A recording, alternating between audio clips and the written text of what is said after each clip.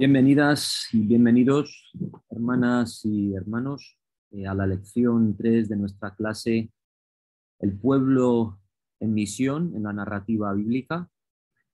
En esta tercera lección, la misión de Jesús y su iglesia, vamos a estudiar la plenitud de la misión de Dios y su pueblo en la vida de Jesús y cómo esta actividad de Dios en su heredero humano, su hijo, como rey, define la misión de su pueblo desde Sara y Abraham y la encomienda a su comunidad en el pueblo de su generación, que es su iglesia.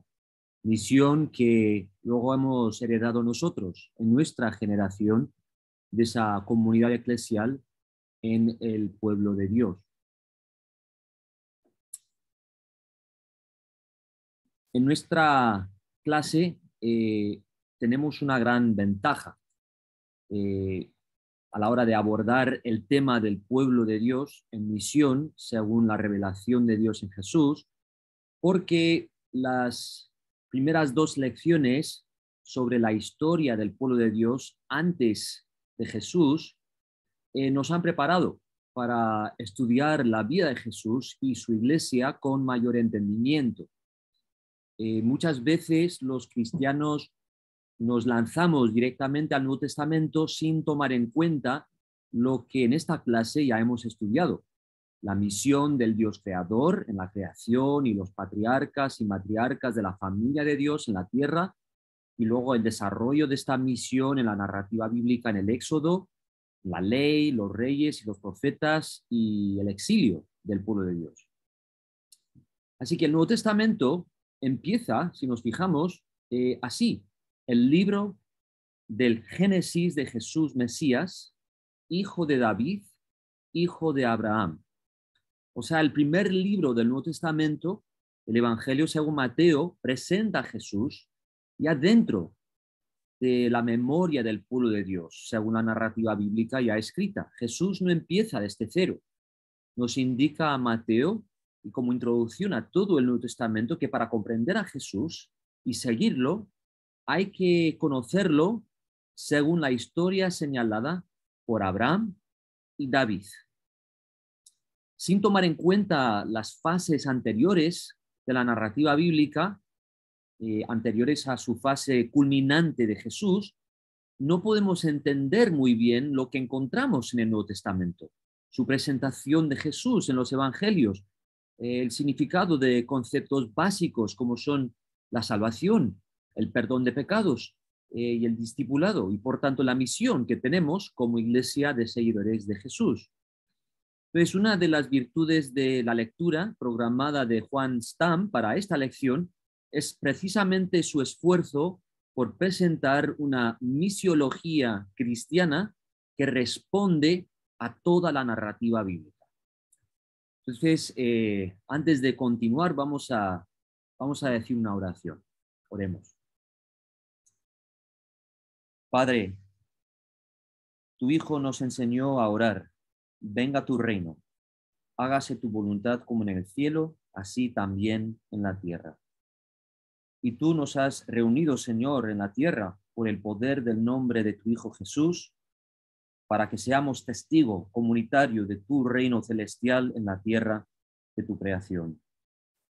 Te pedimos ahora que nos llenes del poder de ese reino, el poder de la memoria viviente de tu Hijo, el poder de su resurrección, que es el poder de tu Espíritu, para que entendamos mejor la misión que nos has encomendado, para que la pongamos en práctica.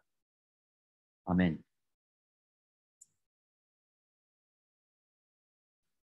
Para situar la presentación de la misión de Jesús y su iglesia del Nuevo Testamento en la narrativa bíblica, que hemos venido estudiando a lo largo de las lecciones de esta clase, vamos a estudiar el testimonio del Nuevo Testamento a la luz de los aspectos de la misión de Dios y su pueblo que hemos visto en las dos lecciones anteriores. En la primera lección vimos que la misión de Dios en la creación y los patriarcas y matriarcas del pueblo de Dios se puede entender como la formación de una familia. de una comunidad cuya calidad de vida es la bendición del Dios creador. Como tal, es una misión social. Y vemos en el Nuevo Testamento que Jesús viene a salvar no solo a personas individuales, sino a todo su pueblo como tal de sus pecados, a liberarlo plenamente para que pueda ser un pueblo de bendición para todos los pueblos de la tierra, según la promesa de Dios a Abraham y los otros antepasados del pueblo. Cuando el padre de Jesús, José, recibe el nombre que le va a poner a Jesús, Mateo nos explica el significado de su nombre en relación a la realidad social de su pueblo. Dice así el ángel del Señor a José en Mateo 1, versículo 21, tu prometida dará a luz un hijo y le pondrás por nombre Jesús, porque, y esto es lo que significa el nombre de Jesús, él salvará a su pueblo de sus pecados. El tema principal de esta salvación en los evangelios de Mateo, Marcos y Lucas es el reino de Dios, el reino del Dios de Israel que procede de los cielos y empieza a llenar la tierra. Entonces leemos así, un poco más tarde en Mateo, en capítulo 4. Cuando Jesús oyó que Juan estaba preso, desde entonces comenzó a predicar y a decir, arrepiéntanse, porque el reino de los cielos se ha acercado. Entonces el Nuevo Testamento no empieza con el problema del pecado de toda la humanidad y una declaración que Jesús lo solucionó por medio de sacrificar su vida.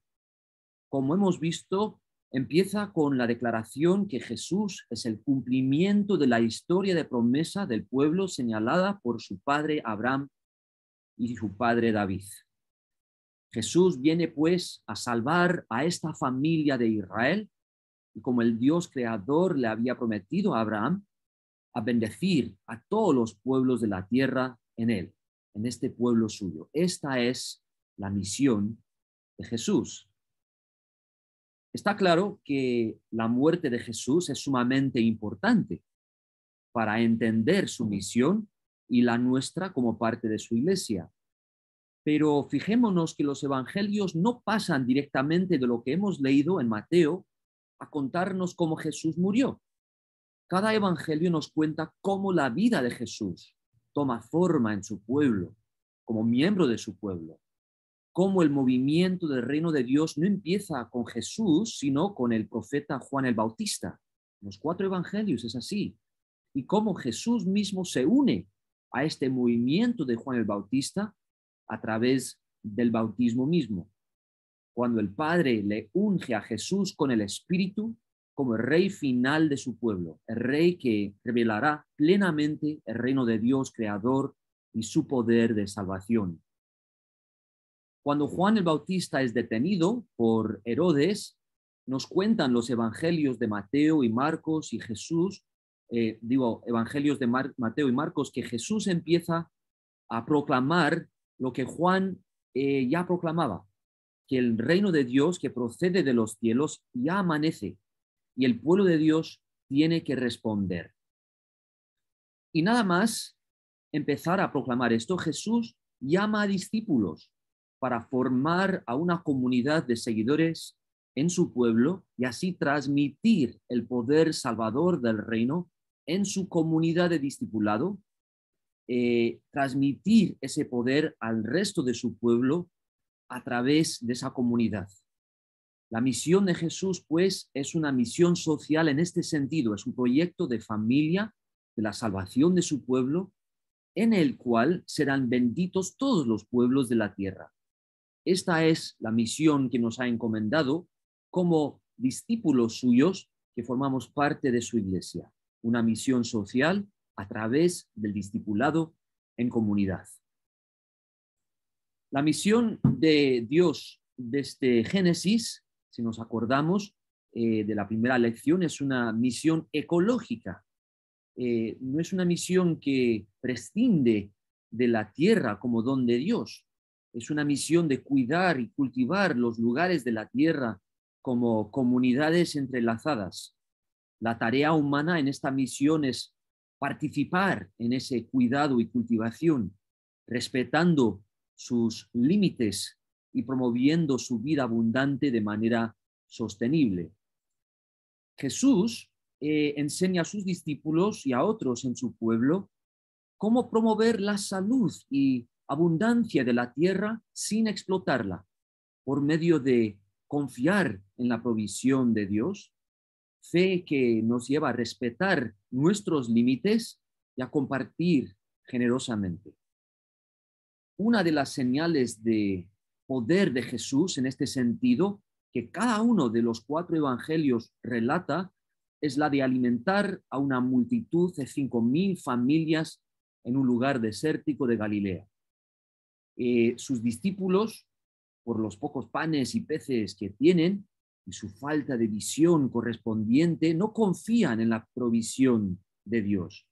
Y esta tendencia de no confiar en Dios es lo que históricamente les ha llevado al pueblo de Dios y a otros pueblos también a sacar tanto provecho que pudieran de la tierra, a no dejarla descansar, a explotarla para repeler el temor al hambre y enriquecerse a expensas de otros, a negarse a perdonar las deudas. El efecto es la escasez de pan, campos explotados que dejan de producir trigo y el dominio de los terrenos por unos pocos mientras la multitud pasa hambre. Pero Jesús demuestra con lo poco que sus discípulos tienen cómo su Dios lo multiplica para alimentar a todos los congregados y con 12 cestas de sobrantes que representan la provisión abundante para todo Israel, las 12 tribus. Su misión, pues, es enseñar a sus discípulos, a su pueblo, a confiar en su Dios como su proveedor y no acaparar, a no vivir como rivales unos de otros que se explotan mutuamente y explotan la tierra, sino como colaboradores de fe. Nuestra misión como discípulos de Jesús es aprender esta fe de Él y ser testimonio de esta confianza en nuestros lugares, no explotándonos unos a otros o explotando los recursos naturales de la creación de Dios en busca de un pan escaso, una ganancia nuestra a expensas de otros, sino reconociendo nuestros límites, trabajando y descansando juntos en una colaboración de fe con fruto abundante en la forma de alimento y otras necesidades básicas de nuestra comunidad y del resto de la sociedad de la que formamos parte. De esta manera, Dios convierte esos límites nuestros que hemos reconocido en fuente de abundancia. La misión de Dios desde Génesis no es tarea solo de comunidades fieles o personas fieles, como vimos en la primera lección, y vamos a ver esto claramente en los discípulos de Jesús en el Nuevo Testamento. La misión del pueblo es suya en su fe y también en su falta de fe, ya que la fe de Dios, la fidelidad de Él es la fuente y la esperanza de la fidelidad de su pueblo. Los discípulos no tienen fe en Jesús frente a las masas hambrientas, pero Jesús no los abandona por eso. No abandona a sus discípulos o al resto de su generación del pueblo cuando son infieles, hasta cuando lo traicionan, lo niegan, lo abandonan y lo entregan a la autoridad romana para ser ejecutado en una cruz. Al contrario, muere por ellos, precisamente como seguidores suyos y pueblo suyo que les son infieles.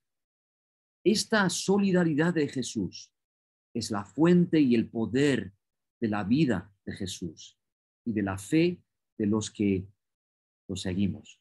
Y es clave para la misión de su iglesia. Dice así el apóstol Pablo en 2 de Corintios, capítulo 5, versículo 21. A Jesús, que no conoció pecado, por nosotros Dios lo hizo pecado, para que nosotros fuéramos hechos la justicia de Dios en él.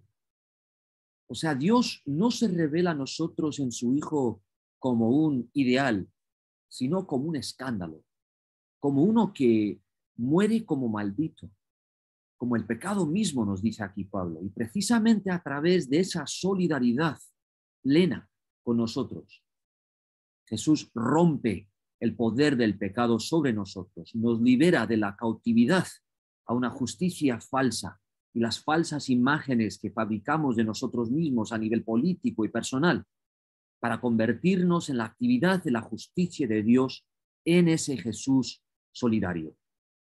En nuestra misión como la Iglesia de Jesús, pues no vamos a imaginarnos como una comunidad ideal, con fe incansable, lo cual nos lleva a negar nuestras faltas en lugar de confesarlas y mejorar juntos.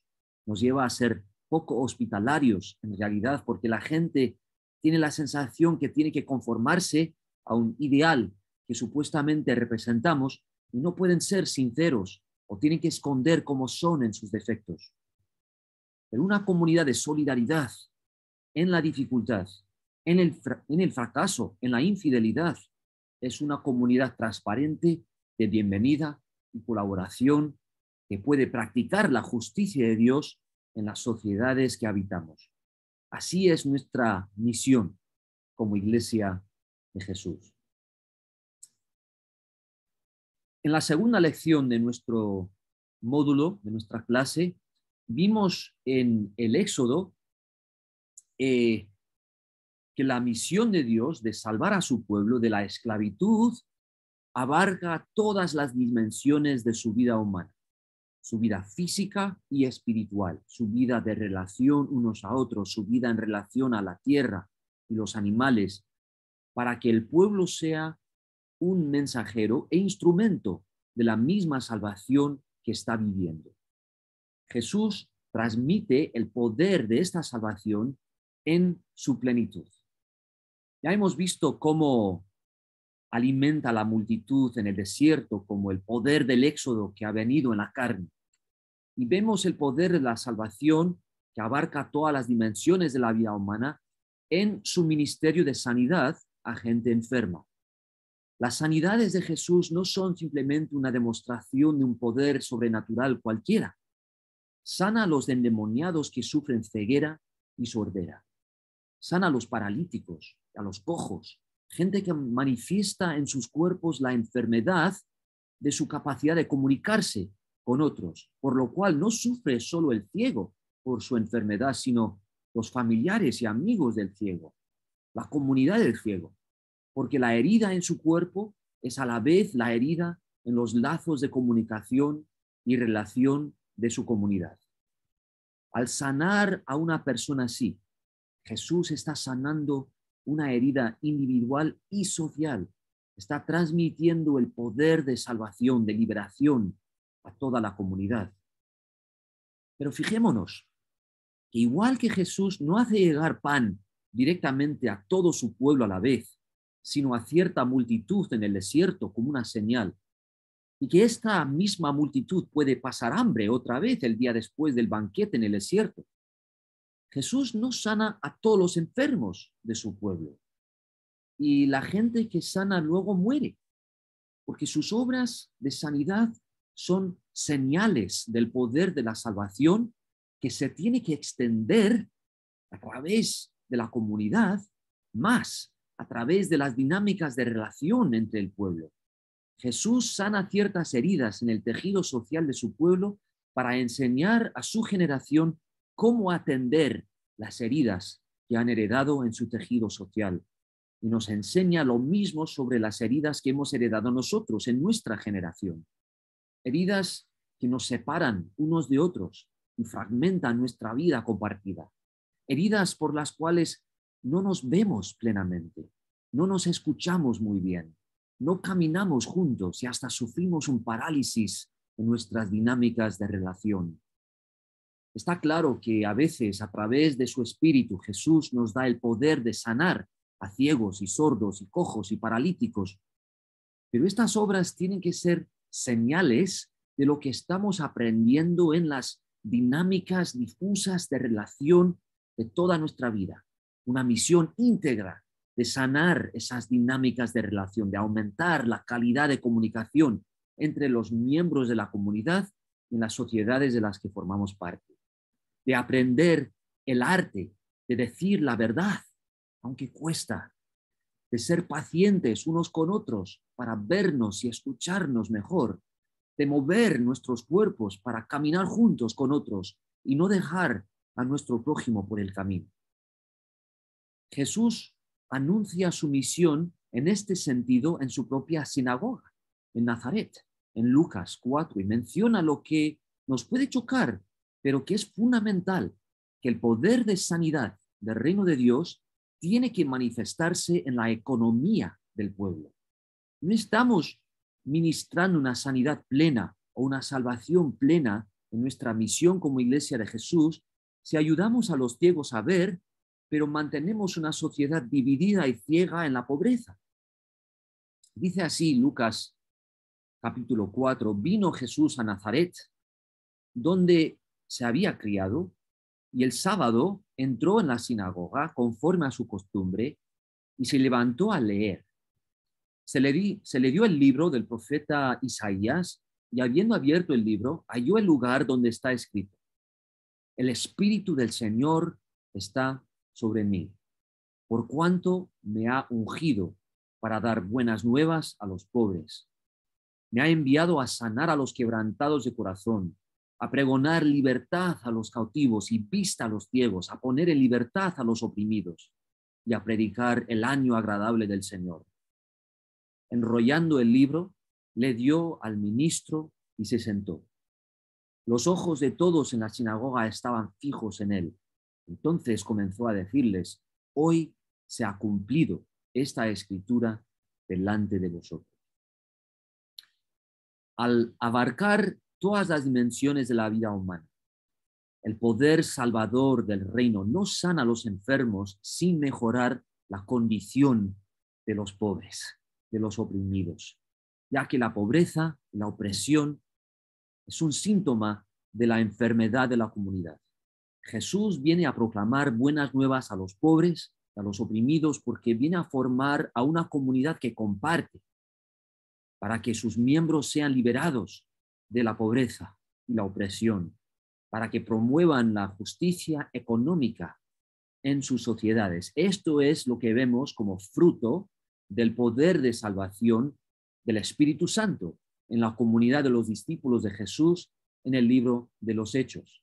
Dice así, Hechos 2, a partir del versículo 41. Así que los que recibieron la palabra de los apóstoles fueron bautizados y se añadieron aquel día como 3,000 personas y perseveraban en la doctrina de los apóstoles, en la comunión unos con otros, en el partimiento del pan y en las oraciones. Sobrevino temor a toda persona y muchas maravillas y señales eran hechas por los apóstoles.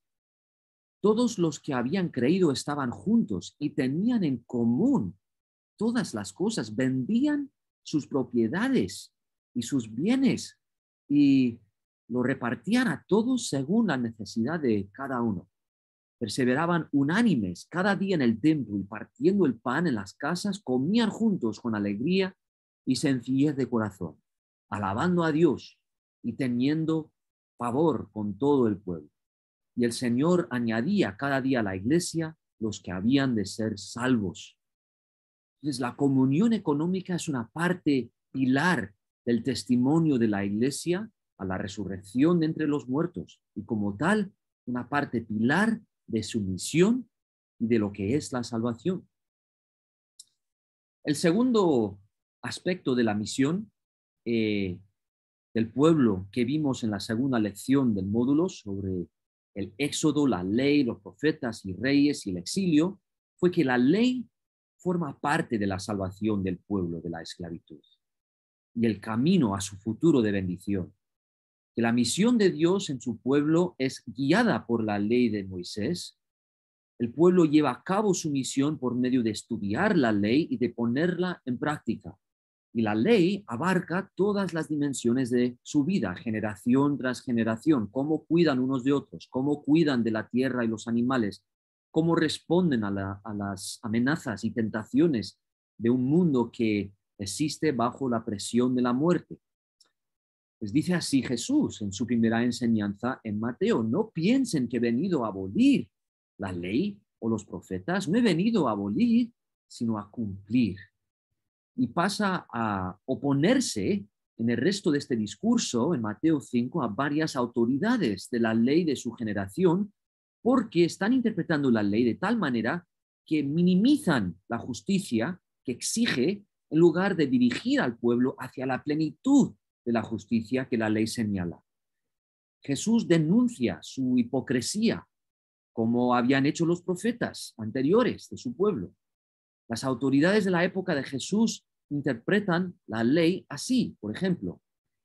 Eso que dice la ley, que amarás a tu prójimo como a ti mismo, se ha de entender como mandamiento a amar a tu prójimo y a odiar a tu enemigo. O sea que así es como las autoridades están interpretando la ley. Hay que recordar que el pueblo tiene unos enemigos atroces en la generación de Jesús, así que esto es entendible, pero Jesús responde a esta interpretación de las autoridades de la ley en su época diciendo así: mas yo les digo, amen a sus enemigos y bendigan a los que los maldicen, hagan bien a los que los odian y oren por los que los maltratan y los persiguen. O sea, seamos tan generosos como Dios nuestro Padre es generoso, quien bendice a los buenos y a los malos con lluvia y sol. Esto sí es una misión radical en sociedades adictas a la enemistad, la violencia y la guerra. En su misión, Jesús está formando a una comunidad que lucha por la justicia con la verdad profética, en contra de la injusticia, con el compartir en medio de la explotación y sin recurrir a la violencia para defenderse. Insiste en amar hasta a sus enemigos. Jesús mismo va a demostrar el escándalo de este poder del reino de Dios en su propia manera de morir. Bueno, el último aspecto de la misión de Dios en su pueblo que vimos en la segunda lección fue que Dios es el rey del pueblo y su reinado se expresa a través de una autoridad difusa que no se concentra en una sola persona como rey humano, una autoridad humana tal que es redentora, precisamente porque no se concentra demasiado en una sola persona. En la historia del pueblo de Dios, la estructura de una cabeza humana del pueblo, si nos acordamos, representa un rechazo a Dios como rey, una tentación del pueblo que puede desviarlo de su misión, por lo cual el pueblo tiene que hacer caso a los profetas que Dios le manda para llevar a cabo su misión, incluso cuando esa misión les lleva a atravesar la muerte del exilio. Aún en su vulnerabilidad y su muerte, sin una cabeza humana establecida, el pueblo de Dios sigue adelante en su misión. Les adelanté, ¿no?, en esa lección que nos encontraríamos con Jesús en esta tercera lección como un rey que es antirrey, como rey que rompe con los esquemas de gobierno humano. Ya hemos visto cómo Jesús cita al profeta Isaías en su sinagoga para expresar su propia misión con el poder del Espíritu, con quien el Padre lo ha ungido, una misión de liberación. Cómo sigue después en el trayecto de los profetas que estudiamos en la segunda lección, que descubrieron la hipocresía de autoridades injustas y cómo llamaron al pueblo a practicar la justicia como su misión. Vamos a seguir esa línea ahora, porque es importante recordar en qué situación encontramos al pueblo de Dios en la generación de Jesús según la narrativa bíblica.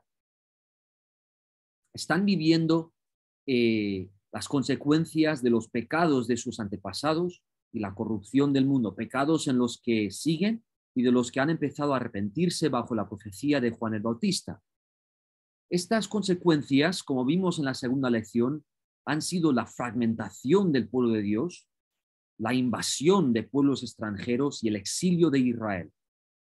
Ahora, generaciones después, el pueblo está disperso por todo el mundo conocido, viviendo como inmigrantes entre otros pueblos y bajo la ocupación militar del Imperio Romano en la tierra prometida.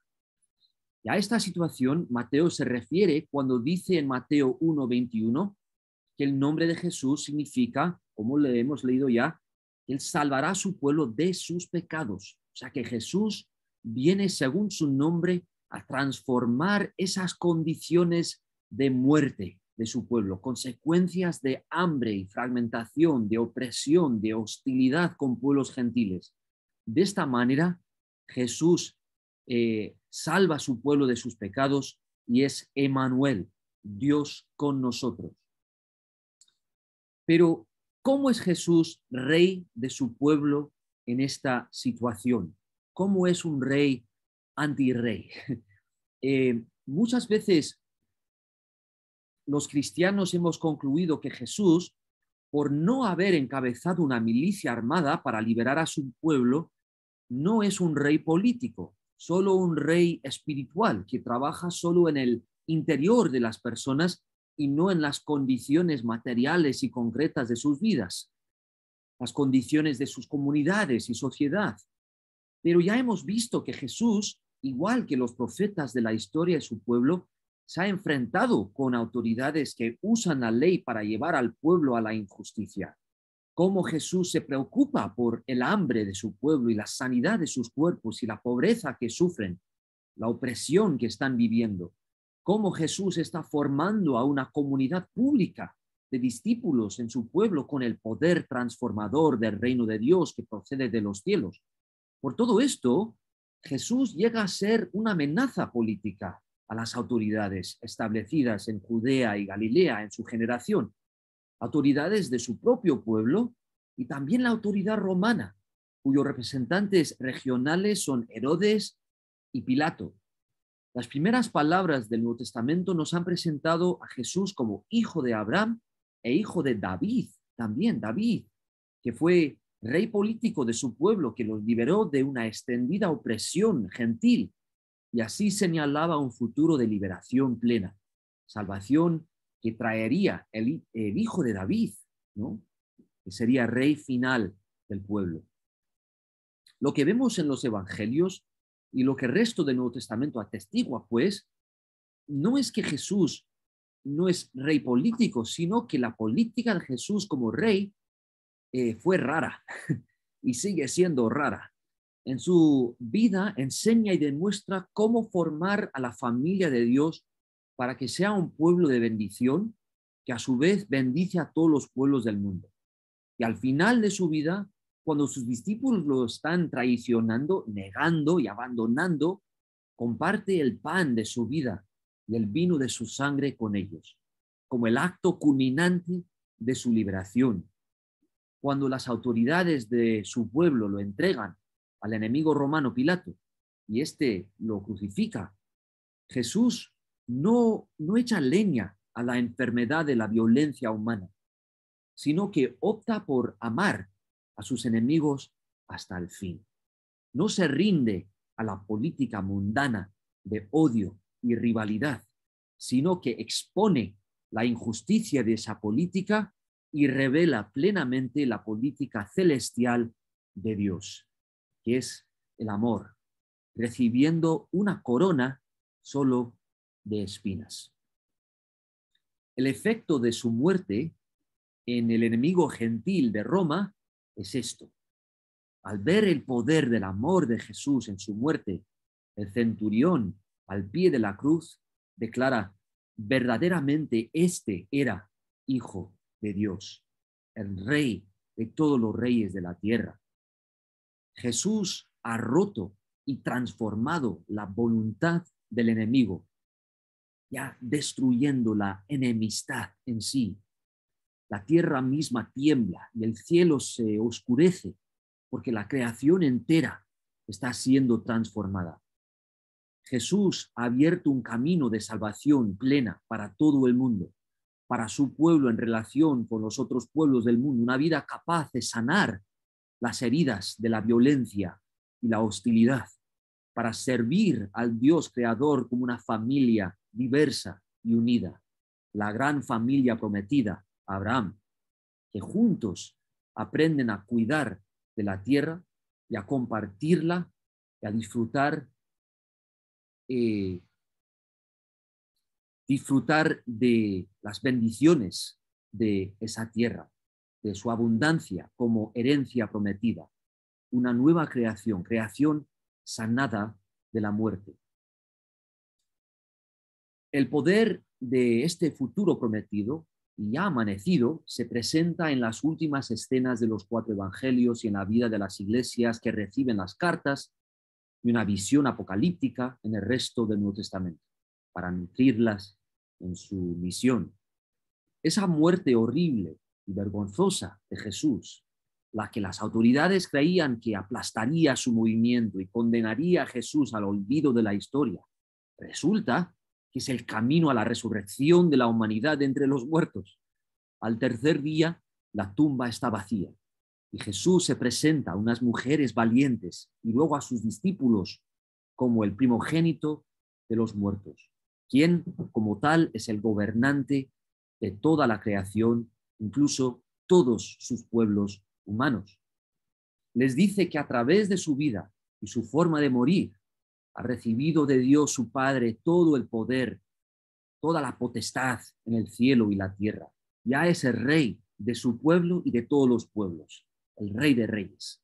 Y la revelación de este poder es lo que les encomienda a la iglesia de sus discípulos como su misión.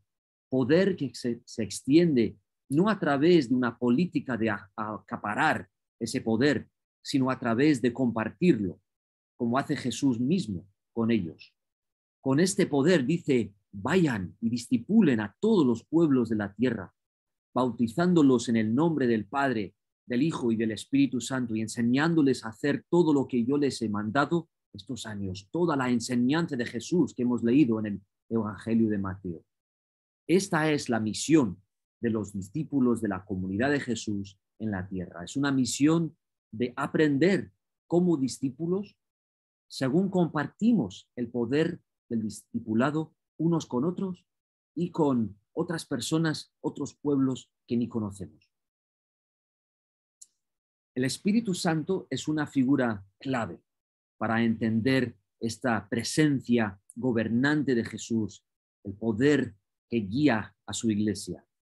El libro de los Hechos y las cartas del apóstol Pablo, sobre todo, nos enseñan que el Espíritu Santo es el poder de la resurrección de Jesús, poder que Jesús comparte con los que lo siguen, para que atraviesen juntos las fuerzas de la muerte y las conviertan en vida. Ese poder es lo que nutre y guía su vida de comunidad y su influencia en las sociedades de las que forman parte. Es el poder de nuestro compartir, de nuestra sanidad, de nuestra capacidad de decir la verdad unos a otros y enfrentar nuestros defectos, así como la injusticia que nuestras sociedades han heredado y mantienen. Es el poder de nuestra memoria de Jesús y de nuestra esperanza de la resurrección plena de nuestros cuerpos en comunión, vida eterna que ya estamos saboreando en el presente, en la vida que Jesús nos da y nos manda compartir generosamente con otros. Bueno, hermanos y hermanas, hasta aquí la tercera lección. Como en las 2 lecciones anteriores, hay un foro en que podemos empezar a conversar sobre los temas de esta tercera lección. El pie de ese foro dice así, en la lectura de Juan Stam, el autor enfatiza cómo la narrativa bíblica de la historia del pueblo de Dios tiene que afectar el marco de referencia según el cual entendemos al Jesús del Nuevo Testamento y la tierra como el lugar de revelación plena del reino de Dios que procede de los cielos. En esta tercera lección sobre la misión de Jesús y su iglesia, hemos intentado aclarar cómo nuestra misión como iglesia tiene que ser cristológica, como Juan Stam también insiste, y cómo la forma cristológica de nuestra misión tiene que entenderse y nutrirse de la misión de Dios en las fases anteriores de la narrativa bíblica. Entonces, la pregunta a contestar en el foro es esta: ¿qué retos presenta esta exposición de la misión de Jesús y su iglesia? ¿Qué es lo que su iglesia, la iglesia de ustedes, tiene que priorizar y trabajar para llevar a cabo la misión que Cristo nos ha encomendado? Y como siempre, sus preguntas son bienvenidas en el foro y será un gusto compartir la cuarta sesión con ustedes en directo en una sesión de videoconferencia. Mientras tanto, que el Señor les bendiga en su misión como Iglesia de Jesús.